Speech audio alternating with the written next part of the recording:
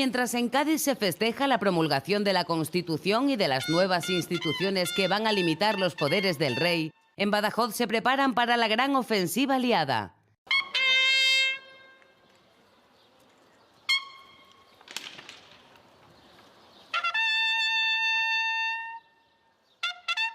El asedio a la ciudad, el tercero que sufría, se prolongó durante un mes.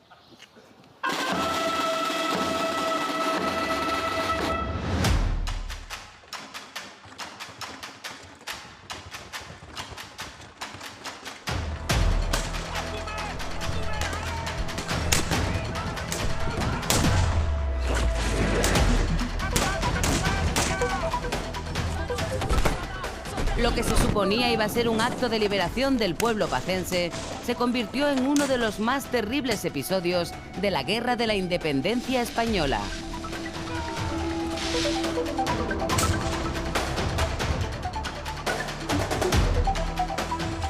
El asedio de Badajoz y el final de una época.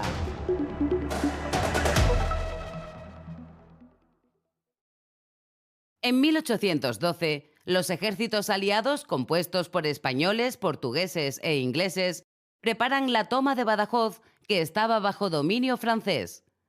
Desde el siglo XVII, el recinto amurallado de la ciudad se había dotado, guerra tras guerra, de muros cada vez más poderosos. Había que hacer frente a la artillería, que estaba adquiriendo un mayor poder destructivo. La cantidad de tierras que se pone en el exterior en los glacis, puesto que una defensa contra la artillería fundamentalmente está formada por tierra. Es decir, la bala de cañón contra quien tiene mayor impacto es contra la piedra, no contra la tierra, de tal manera que a la piedra hay que esconderla y resaltar lo que son los glacis. Entonces, esa aportación exterior a las fortificaciones es muy propia de las guerras peninsulares del principio del siglo XIX.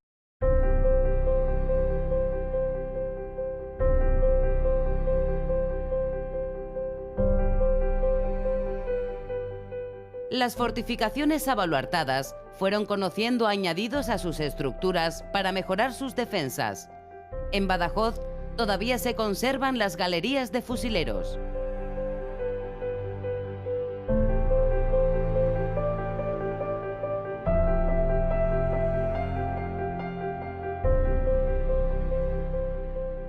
Que no son más que galerías subterráneas desde las que se cubre el foso, puesto que los baluartes son defendidos por artillería, pero la artillería tiene muy poco juego, puede moverse muy poco, y una vez que el enemigo entra en el foso, la artillería prácticamente no sirve para nada. Para eso se construyen las galerías de fusileros, en las que, mediante unas pequeñas aspilleras, se domina todo el foso de la fortificación y por tanto se puede atacar al enemigo.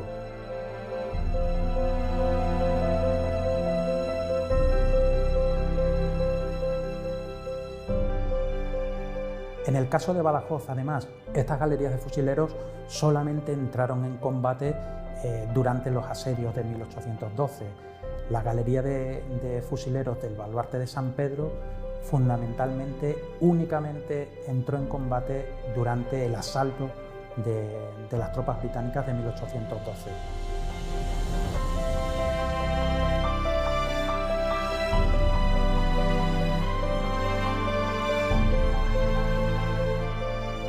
El 5 de abril de 1812, después de un intenso bombardeo, se abrieron dos brechas en la muralla entre los bastiones de Santa María y el de la Trinidad.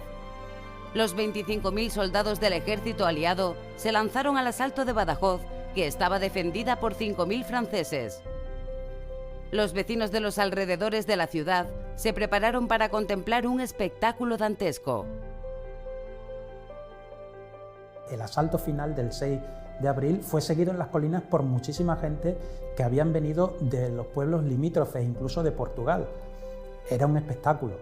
De la misma manera que al día siguiente de una gran batalla o de un gran asedio como Badajoz o como la Albuera, el campo de batalla se llenaba de muchísima gente intentando rapiñar todo lo que podían de los soldados caídos.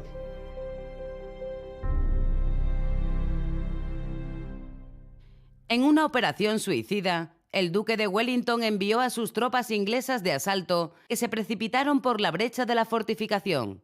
En solo 2 horas murieron más de 2000 soldados. Es un sitio quizás de los más sangrientos de la guerra de independencia.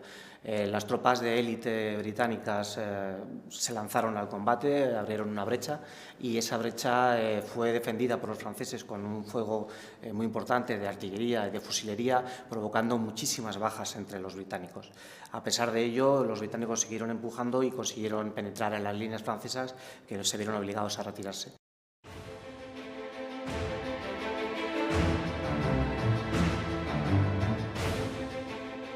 Ya estamos hablando de una crueldad enorme que en el siglo XVII, cuando hablábamos de la guerra de restauración, pues no son comparables. Es decir, la inversión enorme en cañones, la inversión enorme en soldados al asalto ha crecido de una manera exponencial. Las 72 horas siguientes fueron dramáticas para los habitantes de Badajoz. Las tropas británicas se lanzaron al saqueo y la destrucción. Cuando entran, pues lo hacen a sangre y cuchillo, robando, asesinando, violando, incendiando. Así que el resultado de estas guerras va a ser catastrófico para la población de La Raya en general y para el de Badajoz en concreto y en particular.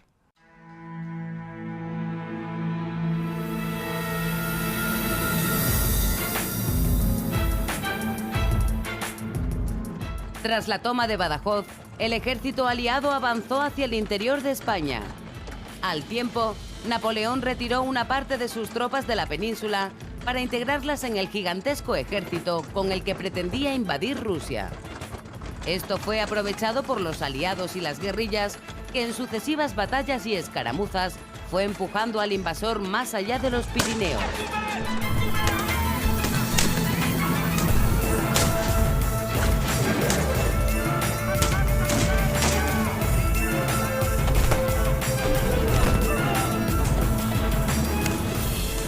La guerra continuó en Francia hasta que Napoleón pidió la paz tras la batalla de Toulouse, el 11 de abril de 1814.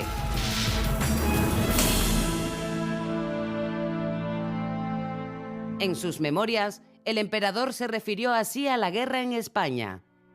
Esta maldita guerra de España fue la causa primera de todas las desgracias de Francia. Todas las circunstancias de mis desastres se relacionan con este nudo fatal. Destruyó mi autoridad moral en Europa, complicó mis dificultades, abrió una escuela a los soldados ingleses. Esta maldita guerra me ha perdido.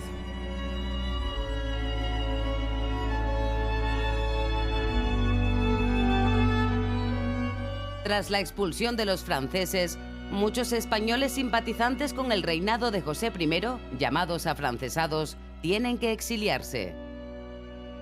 Uno de los personajes más destacados fue el extremeño Juan Meléndez Valdés.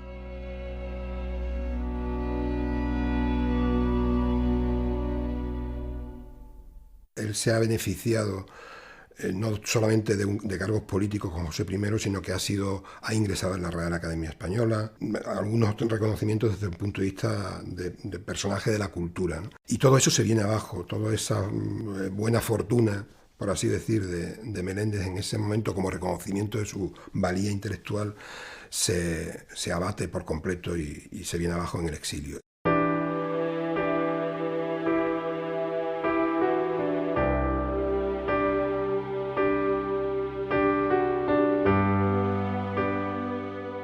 Él se afana, quizá pensando en un futuro regreso a España, se afana en la preparación de sus obras, con vistas a una futura edición que no llegará a ver, y entonces ya llega el último momento en donde de lugar en lugar recala en Montpellier, y según los informes del médico, la causa de su muerte es por la falta de alimentación, y muere realmente de pena y de casi desvalimiento absoluto en el exilio en Montpellier.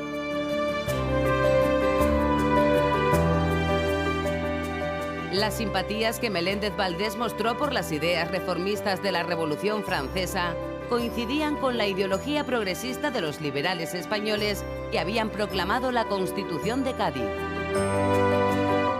Que personalidades de ese tipo, como las de Meléndez, acaben así, dice mucho de lo que ha sido la historia de España de ese tiempo y mucho de esas contradicciones y cómo ahí se bifurcan dos Españas, por así decirlo.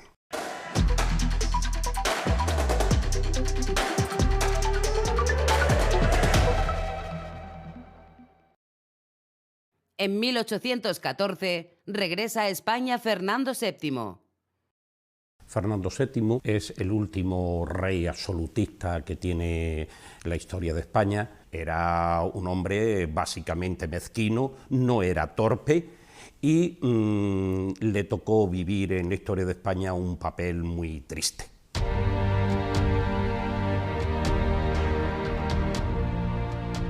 Con él regresó la desilusión y la desesperanza para todos aquellos que soñaban con crear un Estado moderno. Y Fernando VII, probablemente el peor rey que ha tenido este país en todos los tiempos, pues regresó justo después de la Guerra de la Independencia y persiguió no solo a los constituyentes de Cádiz, sino también a cualquiera que considerase su enemigo y los persiguió hasta la muerte. El rey recuperó su trono de monarca absoluto y derogó la Constitución de Cádiz. Por orden de Su Majestad don Fernando VII, nuestro rey y señor, quedan aquella Constitución y aquellos decretos nulos, y de ningún valor ni efecto, ahora ni en tiempo alguno, como si no hubiesen pasado jamás tales actos, y se quitasen de en medio del tiempo. En 1814, con la vuelta al absolutismo, con el rey Fernando VII, desaparece la Diputación Provincial y aparecen otra vez de nuevo los antiguos organismos como eran las audiencias y las chancillerías.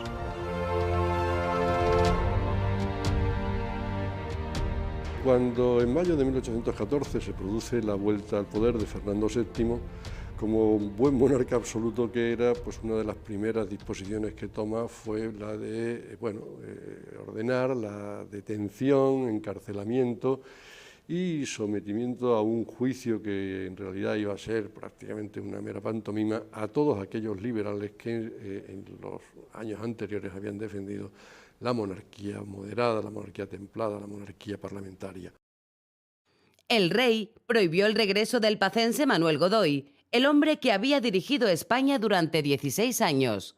Pero sobre todo, actuó contra los ilustrados y liberales que promulgaron la Constitución de Cádiz y contra los que habían colaborado con el invasor, también llamados afrancesados. Fueron numerosos los extremeños exiliados que perdieron así la posibilidad de avanzar por la senda constitucional. ¿Por qué los liberales pierden? Bueno, pues pierden por muchos factores, entre otros que tanto los grupos, el grupo liberal como el grupo absolutista, son grupos pequeños, políticamente pequeños, que no tienen gran arraigo en la sociedad y entonces se pueden desplazar el uno al otro con bastante facilidad.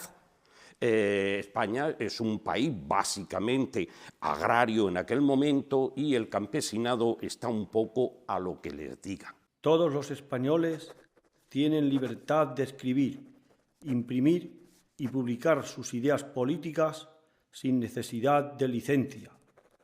Revisión. Diego Muñoz Torrero, el hombre que presidió las Cortes de Cádiz, desarrolló los artículos más destacados de la Constitución e impulsó su promulgación. Era otro de los perseguidos por Fernando VII.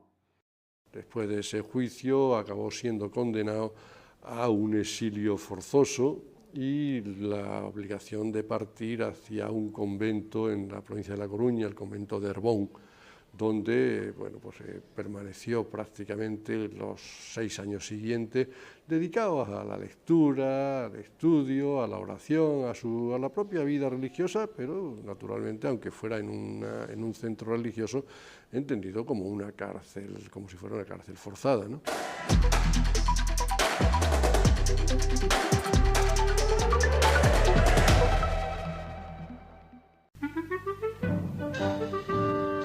En 1820, los liberales restauran la Constitución de Cádiz. Fue el general y político Rafael de Riego quien se sublevó arengando a los suyos diciendo: es de precisión, para que España se salve, que el rey nuestro señor jure la ley constitucional de 1812, afirmación legítima y civil de los derechos y deberes de los españoles. ¡Viva la Constitución! Riego, con parte del ejército, toma el poder y entonces el rey pues no le queda más opción que plegarse a ello y dice aquello de marchemos y yo el primero por la senda constitucional, ¿no? Y se inicia el proceso liberal. Durante el trienio liberal, Diego Muñoz Torrero es de nuevo elegido diputado por Extremadura y las Cortes le nombran presidente de su Diputación Permanente. Torrero, sacerdote y aspirante a obispo, será el responsable de suprimir la Inquisición española.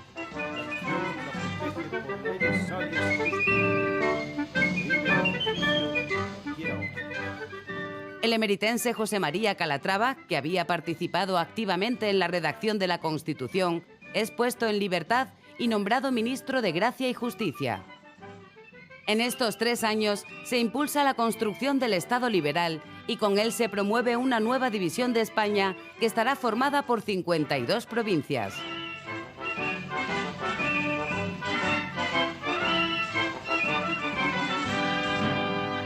En 1822 aparecen las diputaciones provinciales de Cáceres y Badajoz. La problemática a la que se van a enfrentar va a ser fundamentalmente la división territorial en Extremadura y se plantea también el problema de la capitalidad, de la Alta y de la Baja Extremadura. Para la capitalidad de la Alta Extremadura presentaron las instancias pertinentes Plasencia y Cáceres y para la Baja Extremadura Mérida y Badajoz. Al final quedan establecidas como capitales Cáceres y Badajoz en sus respectivas provincias. Padre nuestro que estás en el cielo, santificado sea tu nombre, venga a nosotros tu reino. Diego Muñoz Torrero tuvo un gesto simbólico con sus paisanos al donarle a la milicia de Cabeza del Buey una bandera constitucional que fue bordada por las monjas concepcionistas de esta localidad. No nos dejes caer en la tentación y líbranos del mal. Amén. Dios te salve María, llena eres de gracia, el Señor es contigo, bendita. La bandera es el símbolo más importante que puede tener una unidad militar. Y en el caso de las milicias nacionales tienes el aliciente de que eran unidades de civiles que se movilizaban y se movilizaban en tu núcleo urbano, en tu núcleo rural. Entonces no solamente eran tus compañeros de armas, sino que eran tus familiares, eran tus amigos, eran con quien te habías criado. Entonces eso era un elemento cohesionador más dentro de la unidad. La avanzada edad de Muñoz Torrero hizo que su actividad en Madrid fuera menos emprendedora, dejando el protagonismo a compañeros más jóvenes. La figura, sin embargo, de José María Calatrava en las Cortes del Trienio es muy relevante y fue también relevante en las Cortes de Cádiz, pero ahora lo es mucho más, incluso es uno de los padres del Código Penal de 1822. Calatrava y Fernández Golfín defendieron también en la apuesta decidida por la igualdad absoluta desde el punto de vista jurídico entre los ciudadanos, querían que se eliminara todo tipo de fueros específicos.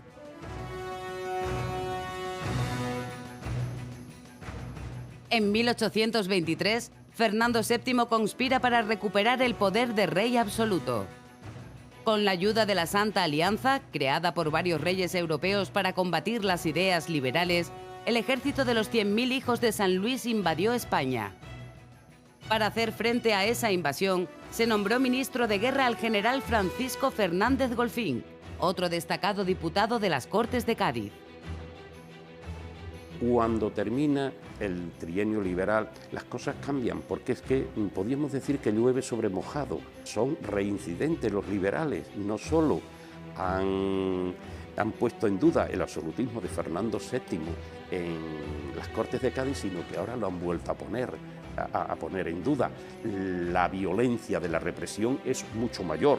Muchos de ellos no dan pie a que les pillen y salen exiliados, pero como balas. Unos se van a Gran Bretaña, otros a Francia, algunos se va a Hispanoamérica, alguno termina en Gibraltar, algunos tienen mala suerte y no salen de Lisboa. El nuevo triunfo de Fernando VII dio comienzo a la década ominosa. Destacados políticos extremeños como Calatrava o Fernández Golfín pudieron escapar y salvar la vida. Entre los exiliados se encontraba un joven de Almendralejo que en aquellos años empezaba a despuntar como poeta.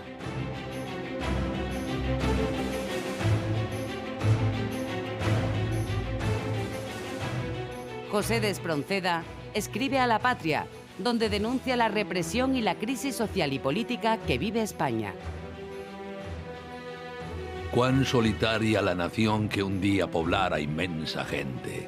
La nación cuyo imperio se extendía del ocaso al oriente, lágrimas vierte, infeliz ahora soberana del mundo, y nadie de tu faz encantadora borra el dolor profundo. Oscuridad y luto tenebroso en ti vertió la muerte, y en su furor el déspota sañoso. ¿Quién calmará, oh España, tus pesares? ¿Quién secará tu llanto?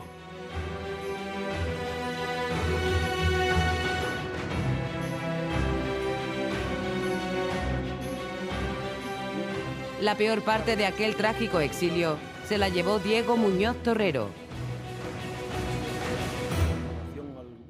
Esa inquietud que tiene cada vez mayor de que puede ser, aun estando en Portugal, puede ser objeto de detención o de encarcelamiento o de incluso de devolución a España, lo que le inclina a tomar la decisión de emigrar definitivamente hacia Inglaterra.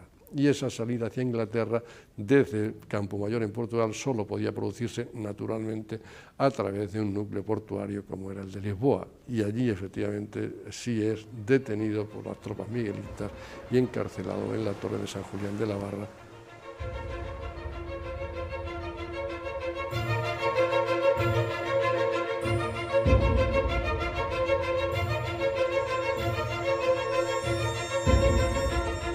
Torrero fue detenido y encarcelado junto a otros presos políticos españoles y portugueses. Las condiciones de vida eran durísimas para un anciano enfermo. Apenas pudo sobrevivir 4 meses.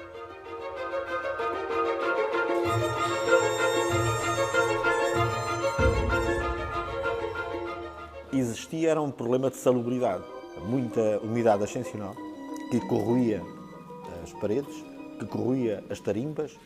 Eram os próprios presos que tinham que providenciar a sua própria alimentação, pagavam dos presos, de certa forma, distinguiam-se pela capacidade que cada preso tinha de comprar, de adquirir um colchão. O Balesteros é o que oferece a Muñoz Torrero o seu colchão para ele ter melhores condições. Tinham que fazer fogo para a alimentação dentro do próprio espaço de prisão e, portanto, aquilo criava, como é óbvio, graves problemas de respiração.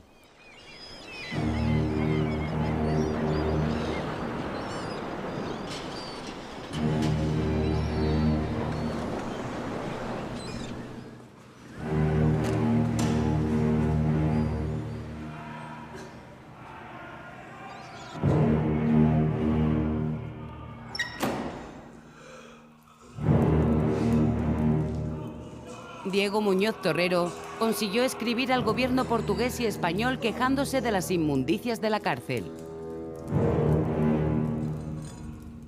Cuando el alguacil se entera, somete al preso a torturas de todo tipo. Enfermo, Torrero soporta como puede el calvario al que es sometido.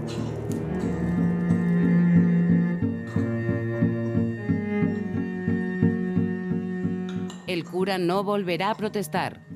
Ha perdido ya la esperanza.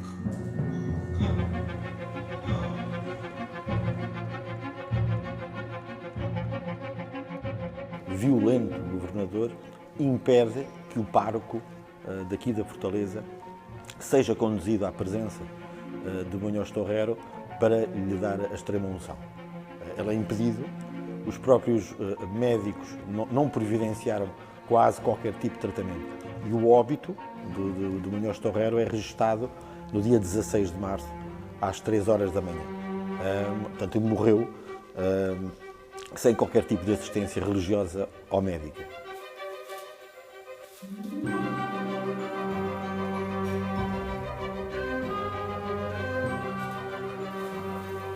Cuenta su biógrafo que el cura, todavía moribundo, fue atado por los pies y arrastrado por una escalera de 34 peldaños, en los cuales fue dando otros tantos golpes la venerable cabeza de aquel hombre.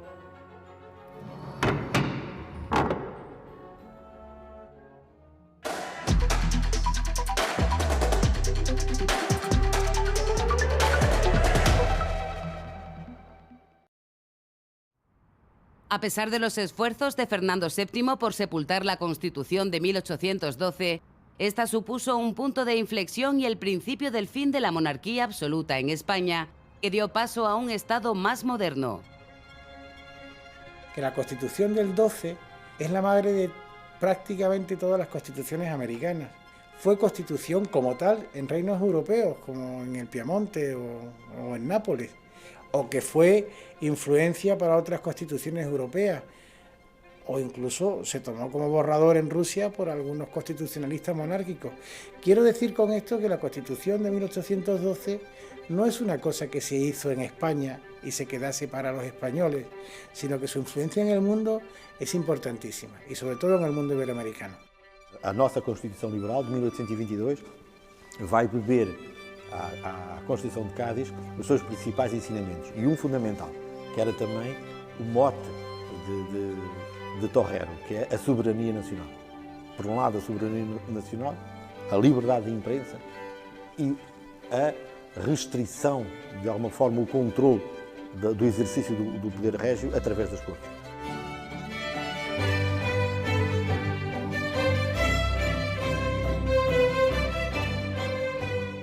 La nación española es libre e independiente y no es ni puede ser patrimonio de ninguna familia ni persona. El objeto del gobierno es la felicidad de la nación, puesto que el fin de toda sociedad política no es otro que el bienestar de los individuos que la componen.